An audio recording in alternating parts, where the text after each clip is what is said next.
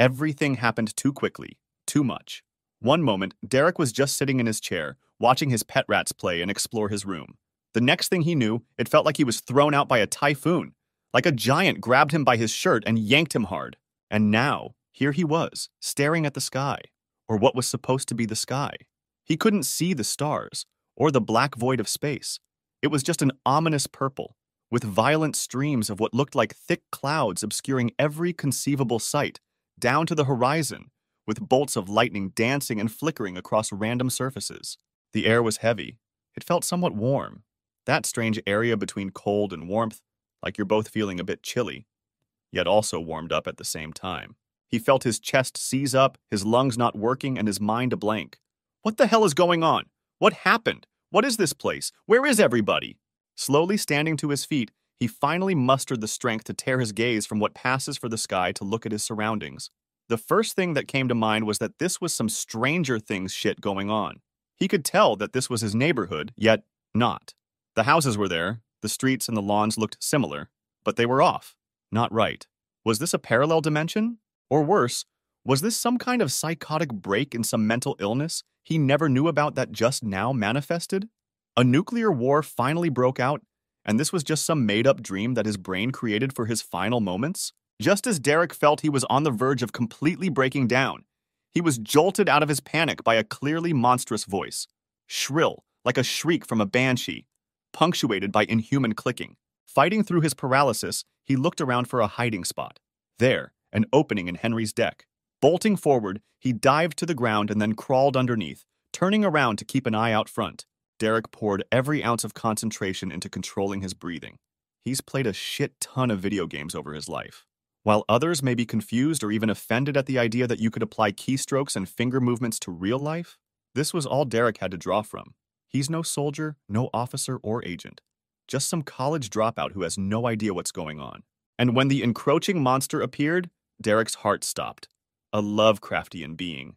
Just a pulsating mass of flesh with writhing tentacles and a large, bony beak, floating lazily in the air. Derek's willpower over his breath shot over 100% at this point. His eyes locked on the monstrosity. His gaze was pulled away by movement. It was another person, slowly creeping along a wall of a house opposite where he was. Derek immediately ran through every thought in his mind. This monster was an unknown. Could it see or not? Can it hear or no? The fact it's levitating implies that there are other rules of nature it's broken in regards to its existence, so Derek can't take chances. As sickening as it was, Derek had to accept that there was no way he could get out of this alive if he tried to help the other person. All he can do is survive. When the other person, a middle-aged man, now that he got closer, saw the monster, he let out a quick shout of surprise. The monster let out loose an ear-shattering shriek. The man screamed in response and ran like hell, but the monster grabbed him with its tentacles. Within moments, Derek had to endure the sounds of that thing eating the man alive. Even when it was done, even when it no doubt moved on, Derek remained, thoroughly paralyzed by terror. Right now, the only thing he can think of is that so long as he stays where he is, he's safe. How long did he stay there? How many hours or days did he stay put, content in letting this evil new world run its course around him? Does time even work here? Are there no longer a finite amount of his life to live? He may never know. When he finally returned to this reality, it was by the gentle prodding of a hand. "Sir, sir, we're here!" Feeling relief, he uncurled himself to greet his new friend. Yet he was shocked into silence by what he saw. It wasn't human, not entirely.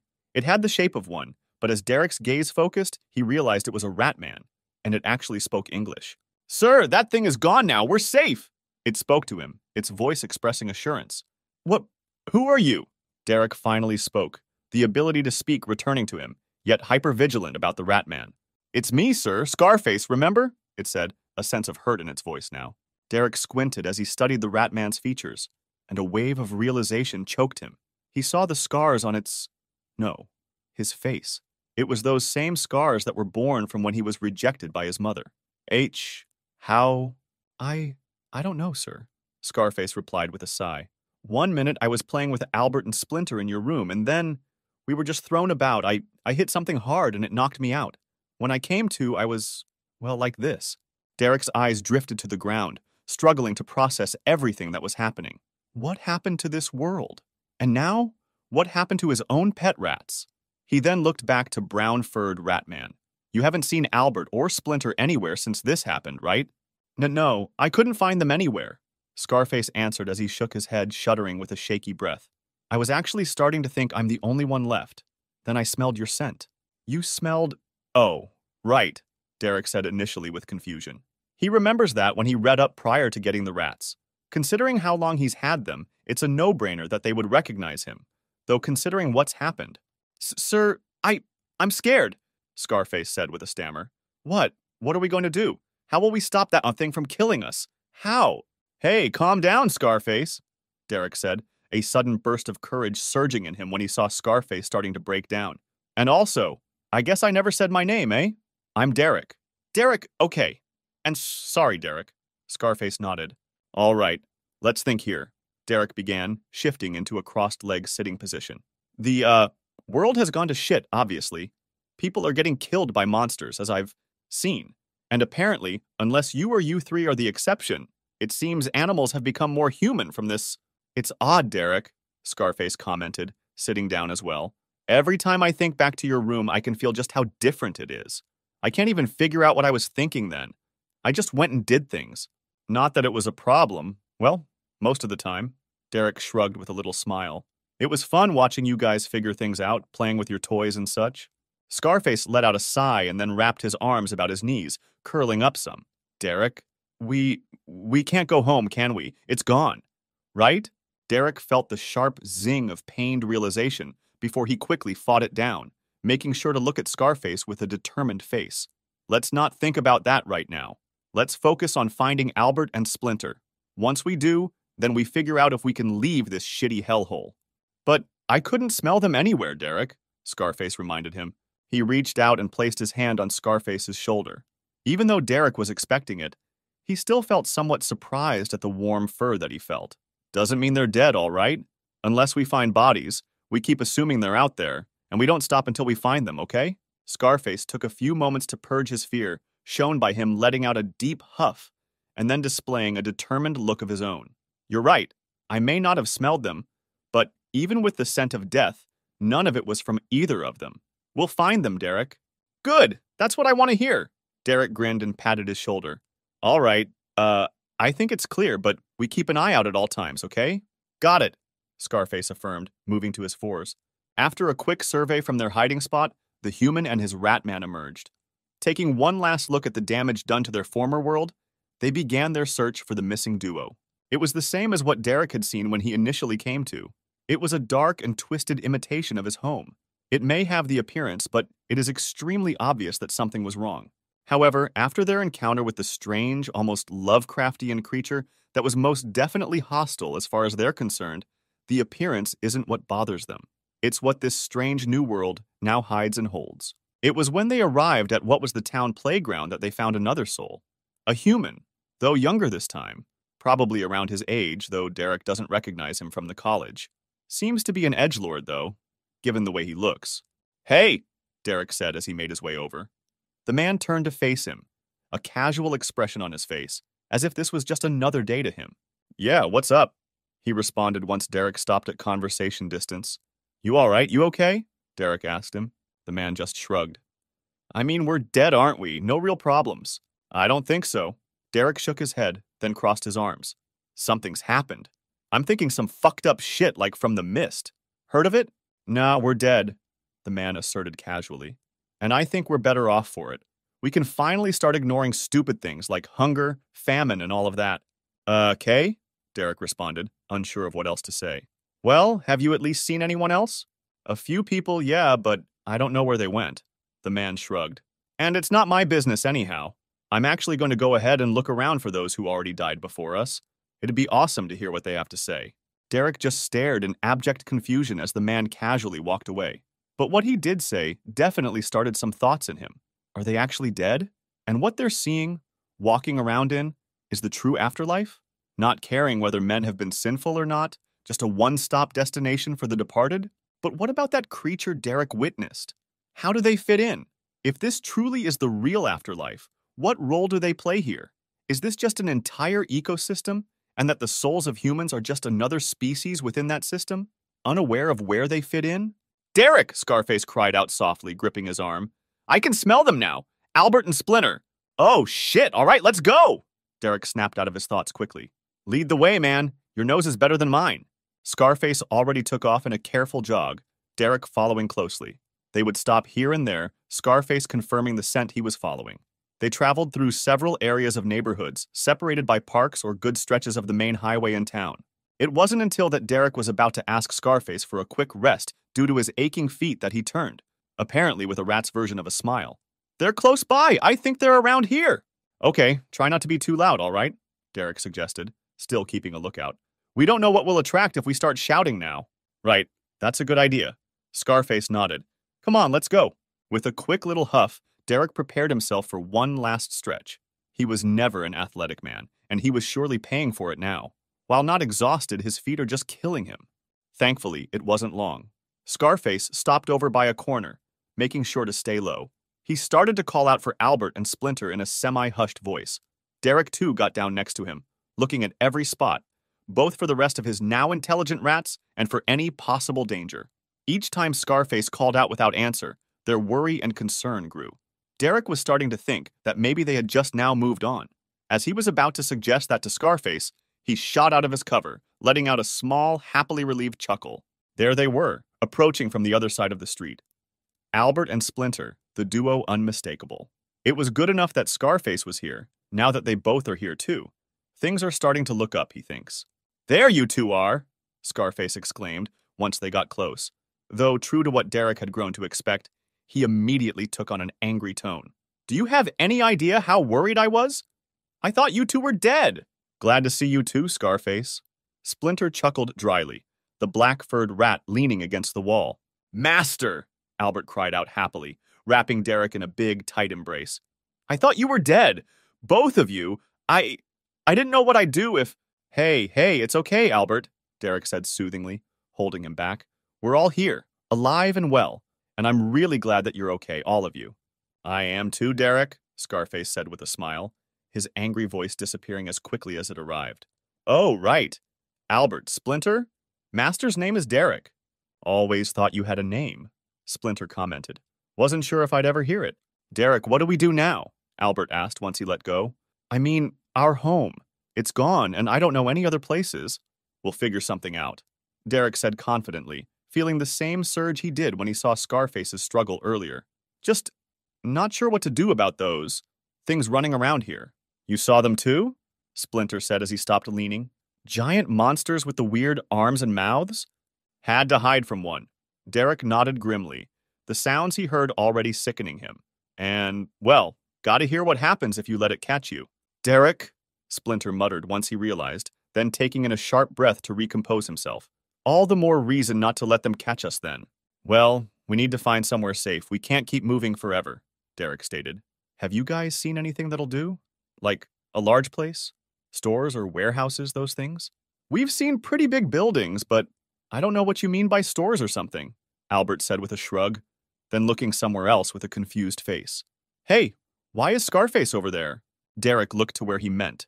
Scarface was down the street, standing still, his gaze locked on something.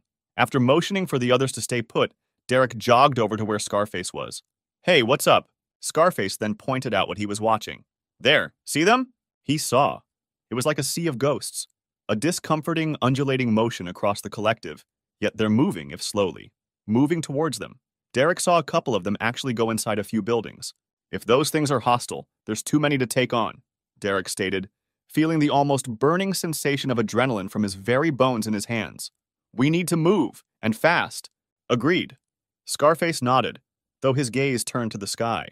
But I don't think that's the only problem. See what's going on with the sky there? In the direction away from those things? Derek looked where he meant. He knew what he was seeing.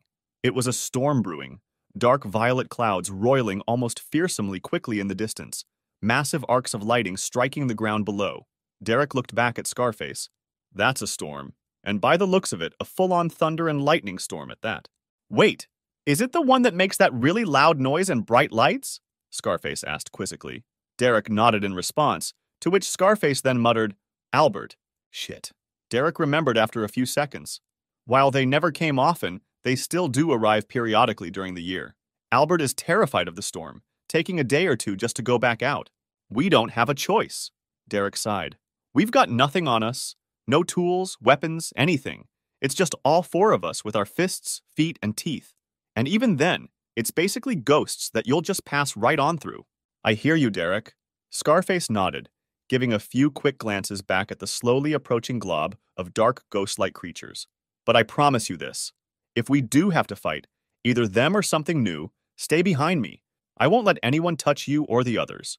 If it's anything like what you did with Splinter that one night, that'd be a relief, Derek said, desperately needing humor to keep himself calm. He pissed in my food!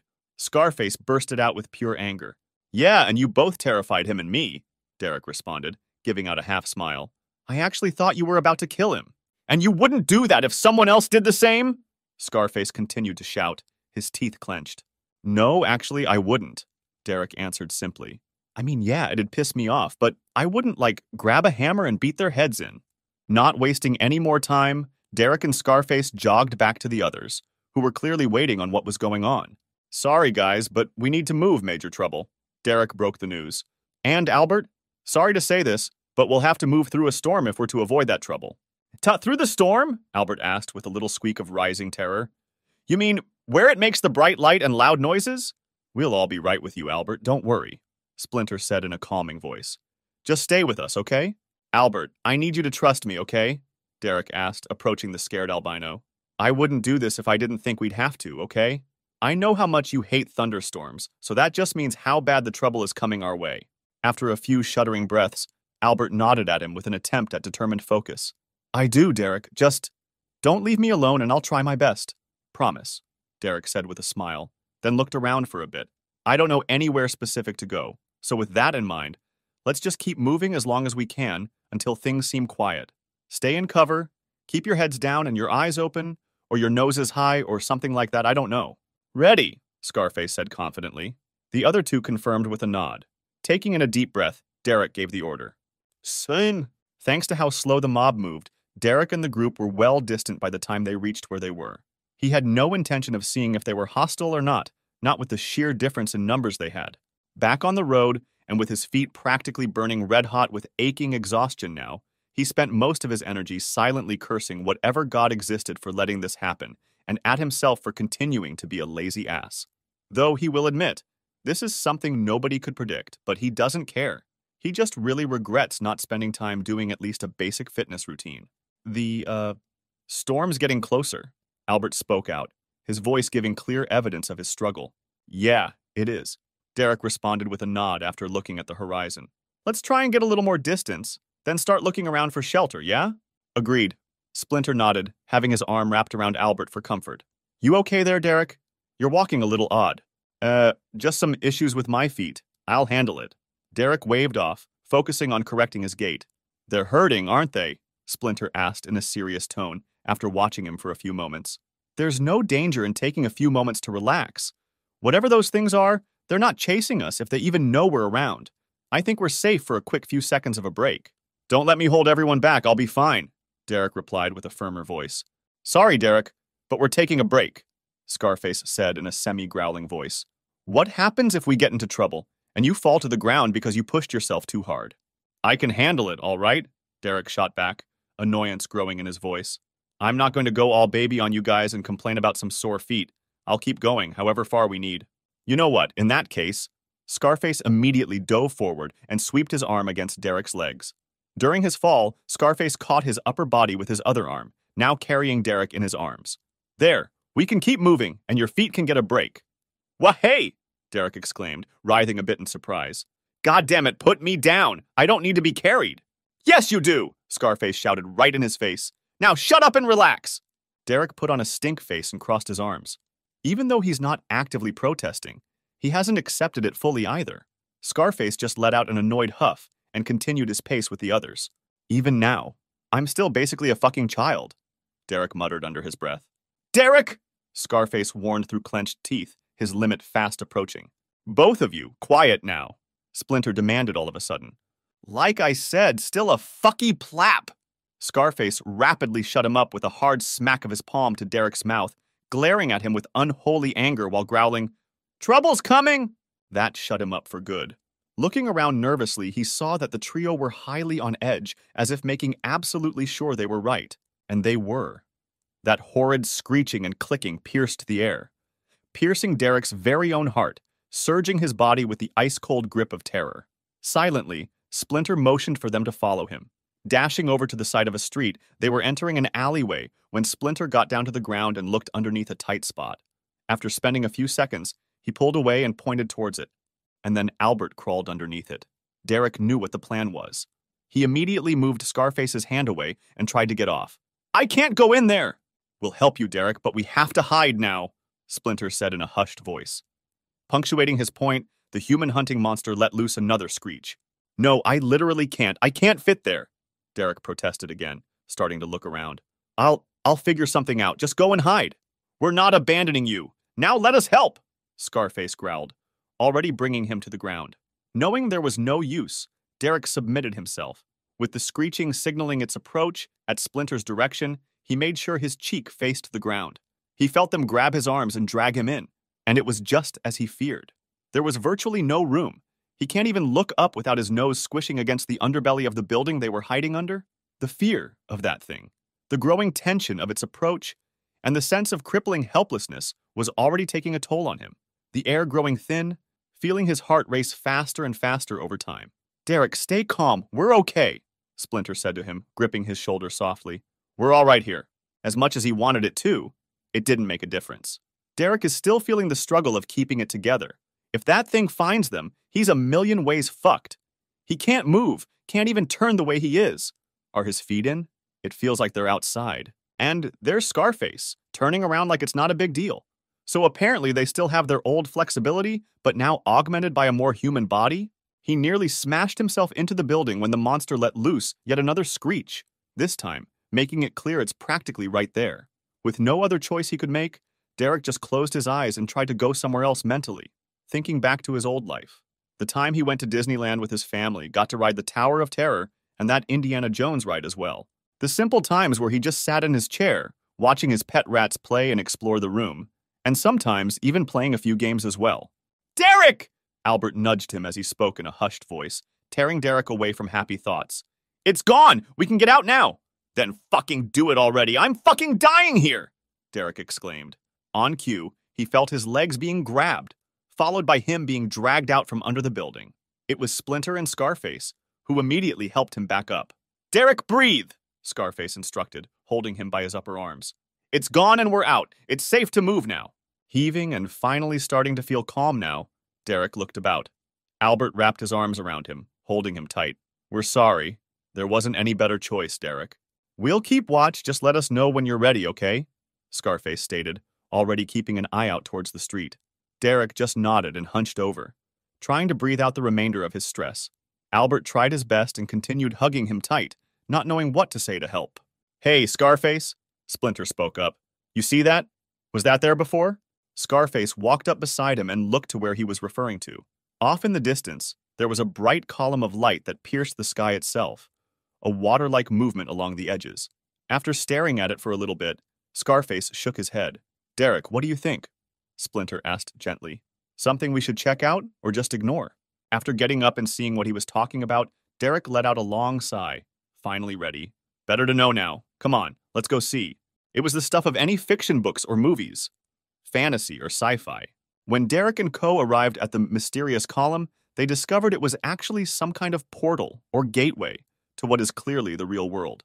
It was a valley, blanketed with green, thick forest, a vibrant green layer of grass everywhere, finished with a range of white-topped mountains. Derek wasn't sure where it was, but he didn't care. That was home, a much better bet than where they are right now. All that stood between them and home was a narrow, natural bridge that seemed to lead into hell itself. "What do you think, Derek?" Scarface asked, unsure what to think. "Should we step in or no?" "Of course we should," Albert exclaimed.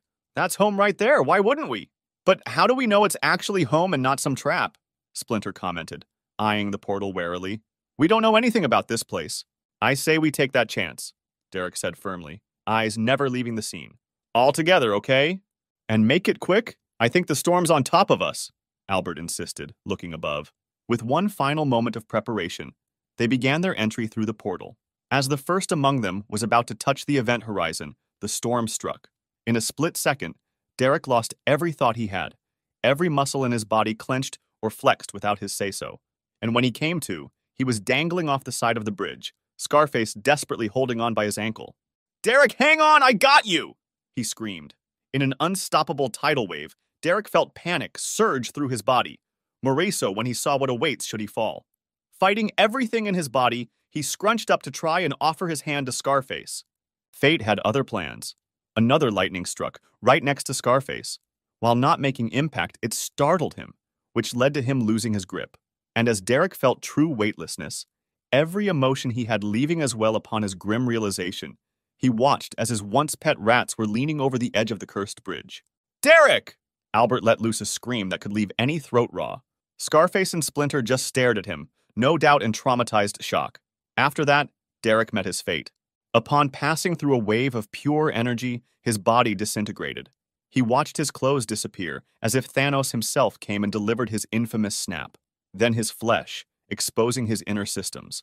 And then, his bones. And then, nothing. A black void. No feeling, no sound. Is he dead? Is this what true death is like? Just a black void of nothingness? Is this what he has going for him for all eternity? Just nothing? Well, maybe not nothing. He has the crippling pain he still feels. The last thing he saw was Albert, Splinter, and Scarface having become shattered at his death. They're going to be alone now. They'll only have each other to rely on. They won't have the human who, for as long as they can remember, raised and loved them. Not only that, but even if they come back to the world they thought lost, they'll have to brave it by themselves. If there was a God, Derek would spend all of his eternity cursing them for allowing such a thing to happen.